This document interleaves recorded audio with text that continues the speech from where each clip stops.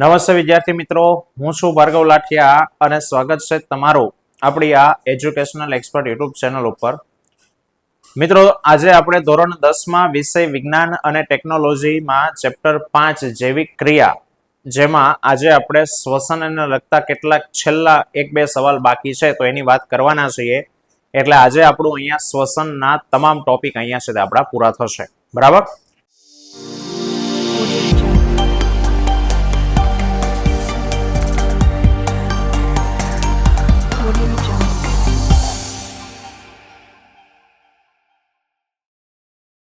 ચલો તો શરૂઆત કરીએ. સૌથી પહેલું છે કે ભાઈ મનુષ્યમાં શ્વાસોશ્વાસની ક્રિયા સમજાવો.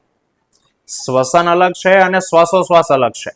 શ્વસન એટલે ઉર્જા મુક્ત થવાની ક્રિયા એટલે શ્વસન, અને શ્વાસોશ્વાસ એટલે શ્વાસ પ્લસ ઉચ્છ્વાસ, કે ભાઈ ઓક્સિજન યુક્ત હવા શરીરમાં દાખલ કરવાની ક્રિયા એટલે શ્વાસ, અને CO2 યુક્ત હવા શરીરમાંથી બહાર કાઢવાની ક્રિયા એટલે ઉચ્છ્વાસ.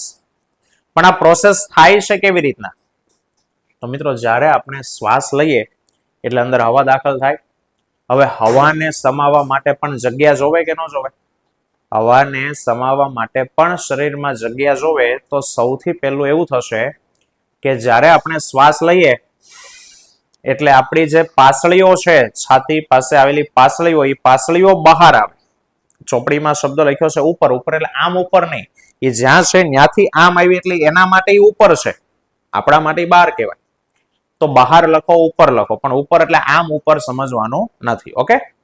તો જ્યારે આપણે શ્વાસ લઈએ છીએ ત્યારે આપણી પાસળીઓ એટલે કે છાતી ફૂલે ને તો પાસળી બહાર આવે. પાસળી બહાર આવી અને અહીંયા નીચે ફેફસા પૂરા થાય ત્યાં જે ઉરોદર પટલ રહેલો છે, એ ઉરોદર પટલ નીચે જાય. એટલે માનો કે અત્યારે આમ છે આ પાસળી, આ ઉરોદર પટલ, અને આ પાછળની જગ્યા એ આપણું છાતીનું પોલાણ એટલે ઉરસ ગુહા, કે જ્યાં ફેફસા છે. હવે હવાને સમાવવા માટે જગ્યા જોવે. તો જ્યારે તમે શ્વાસ લેશો ને એટલે આમ થશે. આમ શું થયું? પાછળી બહાર આવી અને ઉરોદર પટલ ક્યાં ગયું? નીચે ગયું, ચપટું બન્યું. પરિણામે આ જગ્યા મોટી થઈ એટલે ઉરસ ગુહાનું કદ વધ્યું, છાતીનું પોલાણ વધ્યું, અને છાતીનું પોલાણ વધે એટલે બહારથી ઓક્સિજન યુક્ત હવા એ ફેફસામાં અને ફેફસાના વાયુ કોષ્ઠની અંદર દાખલ થઈ જાય. બરાબર? હવે વાયુ કોષની ફરતે આગળના સવાલમાં આપણે ભણ્યા કે ભાઈ વાયુ કોષની ફરતે આવેલી છે રુધિર કેશિકા, અને એ રુધિર કેશિકાઓમાં શરીરના અંગોમાંથી અશુદ્ધ થયેલું એટલે કે કાર્બન ડાયોક્સાઇડ યુક્ત રુધિર એમાં આવેલું હોય. એટલે અહીંયા પ્રક્રિયા થાય વાયુની આપલે. એટલે એવું થશે કે વાયુ કોષ્ઠમાંનો જે ઓક્સિજન છે એ રુધિર કેશિકાના રુધિરમાં ભળી જાય, અને એ જ સમયે રુધિર કેશિકામાંનો જે કાર્બન ડાયોક્સાઇડ છે રુધિરમાંનો, એ કાર્બન ડાયોક્સાઇડ ક્યાં આવશે? વાયુ કોષ્ઠમાં આવી જશે. અને એટલે હવે આપણા વાયુ કોષ શેનાથી ભરાઈ ગયા? તો કે CO2 યુક્ત હવાથી ભરાઈ ગયા. બરાબર? તો એને શરીરમાંથી બહાર કાઢવા જરૂરી છે. તો શરીરમાંથી બહાર કાઢવા માટે હવે આપણે શું કરશું? તો કે સાહેબ ફેફસાને દબાવવા પડે, સંકોચવા પડે. તો ફેફસાને દબાવવા માટે જે પાસળી બહાર ગઈ છે એ હવે અંદર ધકેલાય. જે ઉરોદર પટલ નીચે હતું એ ઉરોદર પટલ ઉપર આવે, અને પરિણામે પાછી છાતીનું પોલાણ નાનું થાય, કદ ઘટે.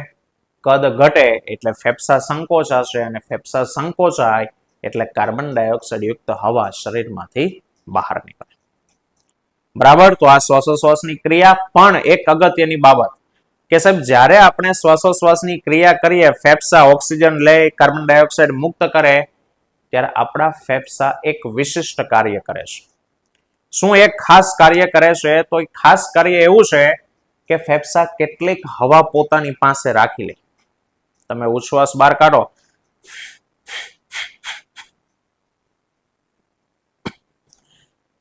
બધી હવા બહાર નીકળતી નથી. તમે 2 વાર ઉપરા ઉપરી શ્વાસ એકવાર લીધો, પછી એકવાર ઉચ્છ્વાસ કાઢ્યો, ફરી પાછો શ્વાસ લીધા વગર જ થોડી હવા બહાર કાઢશો તો નીકળશે. પણ અંતે તો કે બધી હવા બહાર નીકળતી નથી. કેટલીક હવા ફેફસા પોતાની પાસે રાખે. શું કામ? તો કે એના 2 કારણ. એક કારણ એવું છે, જો બધી હવા બહાર નીકળી જાય તો તમે નાના ધોરણમાં ભણીને આવ્યા છો, હવા દબાણ કરે. દબાણ કરે ને? આપણી આજુબાજુની હવામાં એટલું પ્રેશર છે કે એ આપણને કે કોઈ પણ વસ્તુને કચડી નાખે.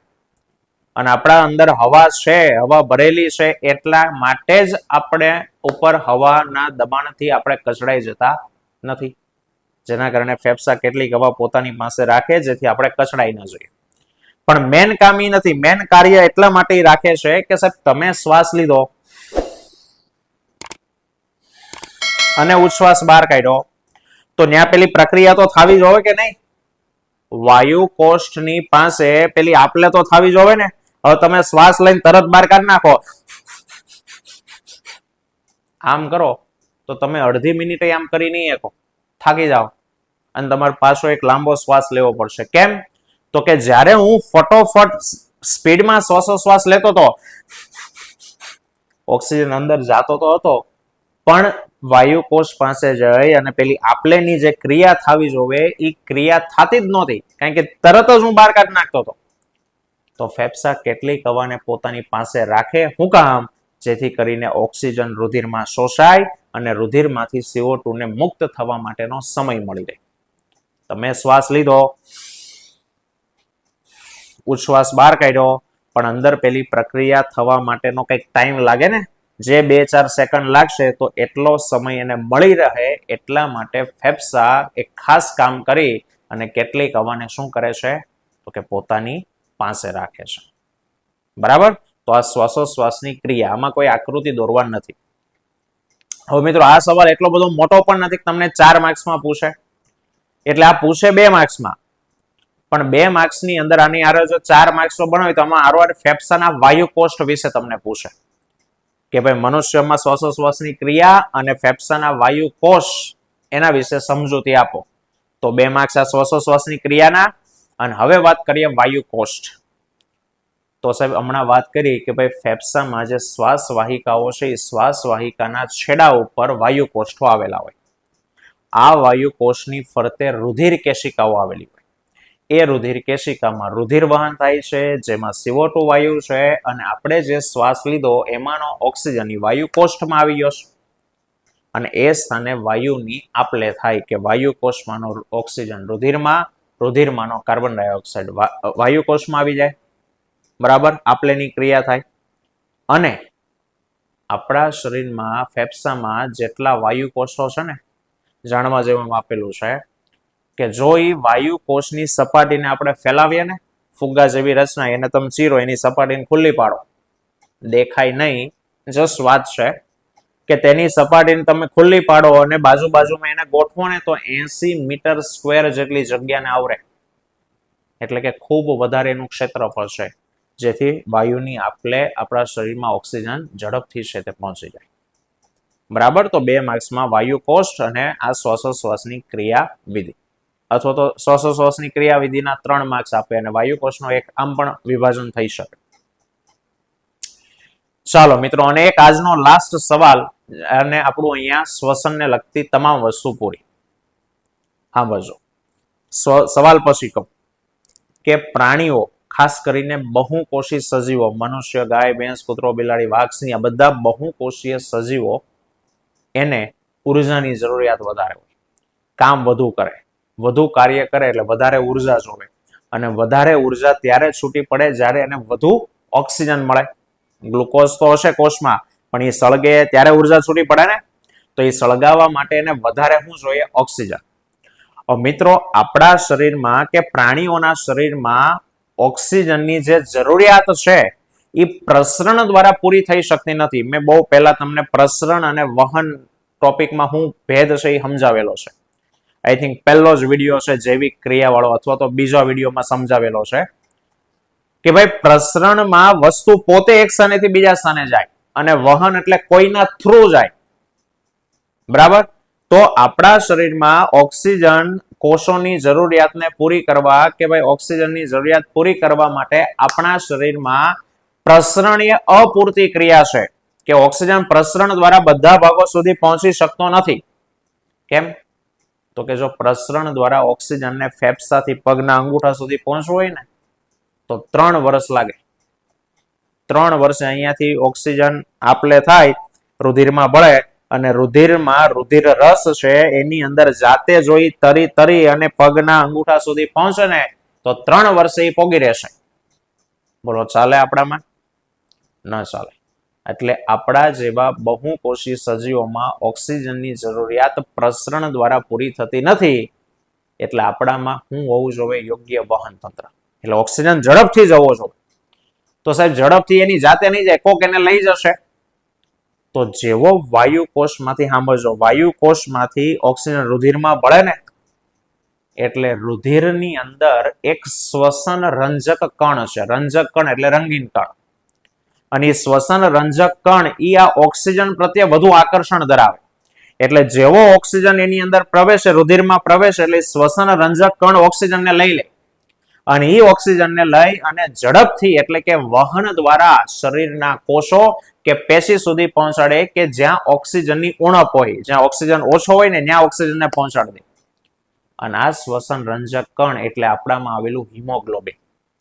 અને આ હિમોગ્લોબિન એ આપણા શરીરના લાલ રંગના રક્તકણમાં હોય. રુધિરમાં રક્તકણ, રક્તકણમાં હિમોગ્લોબિન છે. સમજો હવે થશે એવું કે રુધિરમાં રુધિર રસ છે એ પાણી જેવું પ્રવાહી અને એમાં રક્તકણો તરે છે. તો એવું માનો કે રક્તકણ હોડી છે અને હોડીને ચલાવવાળો એટલે અંદર બેઠેલો હિમોગ્લોબિન. વાયુકોષમાંથી જેવો ઓક્સિજન રુધિરમાં જાય એટલે પેલો હિમોગ્લોબિન હોડી વાળો જે છે ને એ ઓક્સિજન પ્રત્યે આકર્ષણ ધરાવે. એટલે તરત જ એ ઓક્સિજનને પકડીને હોડીમાં બેહાર દે. હોડી એટલે કોણ? રક્તકણ.